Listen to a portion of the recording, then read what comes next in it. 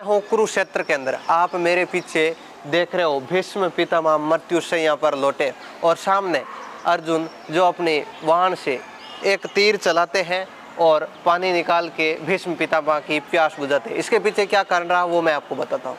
आपको पता होगा कि भीष्म पितामह बहुत ही बलवान थे और अर्जुन से बहुत ही शक्तिशाली थे, लेकिन अर्जुन से परास्त कैसे, उनके पीछे एक महत्वपूर्ण बात यह रही है कि शिखंडी।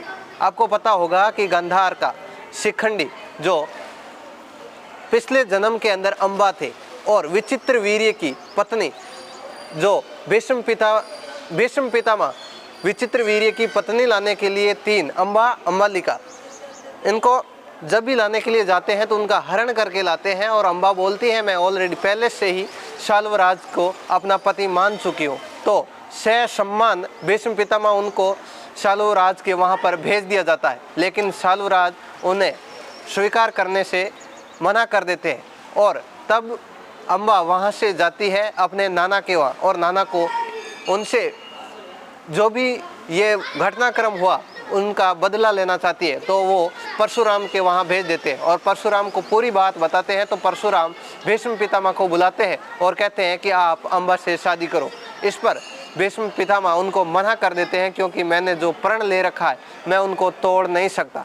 तो उन पर परशुराम जी से युद्ध होता है और परशुराम उन युद्ध के माध्यम से हार जाते और फिर अम्बा अपना जो भी उनसे बदला लेने की ठान लेती है और शिव भगवान से, महादेव जी से प्रार्थना करती है और उनके बाद में वो अगले जन्म के अंदर शिखंडी के रूप में जन्म लेती है।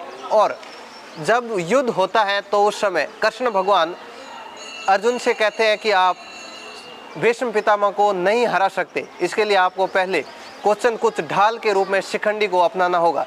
तो उसी वक्त जब युद्ध होता है तो शिखंडी एकदम सामने आ जाता है क्योंकि शिखंडी पिछले जन्म के अंदर महिला होती है और भीष्म पितामह का ये प्रण लिया हुआ होता है कि मैं किसी भी हालत के अंदर महिला के सामने अपने शस्त्र नहीं उठाऊंगा। जब शिखंडी को सामने देखते हैं तो अपने शस्त्र भीष्म पितामह नीचे रख देते हैं और उनके बाद के अंदर अर्जुन उनके ऊपर भीष्म पितामह के ऊपर वार करना शुरू कर देते हैं और मृत्युशैया के ऊपर सुला देते हैं। तभी एक दृष्टांत के अंदर भीष्म पितामह कहते हैं कि अर्जुन तुम्हारे पास में शिखंडी की ढाल थी और मेरे पास जन्म मृत्यु इच्छा का ये कवच, मैं इस कवच को फेंक भी नहीं सकता था और तुम्हारी जो भी शिखंडी की ढाल थी उसको मैं तोड़ भी नहीं सकता था।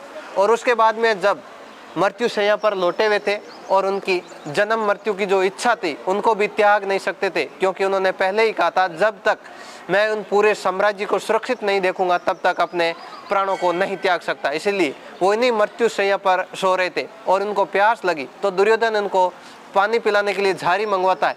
तो भीष्म पितामह उनको मना कर देते हैं, बोलते जिन्होंने मेरे को इस मृत्युशैया पे सुलाया है मेरे को वही पानी पिलाएगा। इस पर अर्जुन वहाँ से उठते हैं और एक बाण जो जमीन के अंदर पाताल के अंदर छोड़ देते हैं और वहाँ से गंगा की एक धारा निकलती है और उनसे उनकी प्यास बुझाई जाती है। तो दोस्तों ये वही जगह है जहाँ पर मैं अभी बैठा था। आप मेरे पीछे जो भी ये देख सकते हो आराम से भीष्म पितामह मृत्युशैया के ऊपर सो रहे हैं और सामने जो एक स्टेच्यू बनाया गया जिसके अंदर अर्जुन जो बाण चलाकर पानी की एक धार है उसे छोड़ रहे, जिससे भीष्म पितामह की जो भी प्यास है वो बुझ जाती है। और उसके बाद में लगभग 100 जो भी कौरव थे उनकी मृत्यु हो जाती है और पूरा साम्राज्य पूरा एकदम सुरक्षित महसूस करते हैं। उसके बाद में अपने जो भी प्राण है वो भीष्म पितामह त्यागते हैं।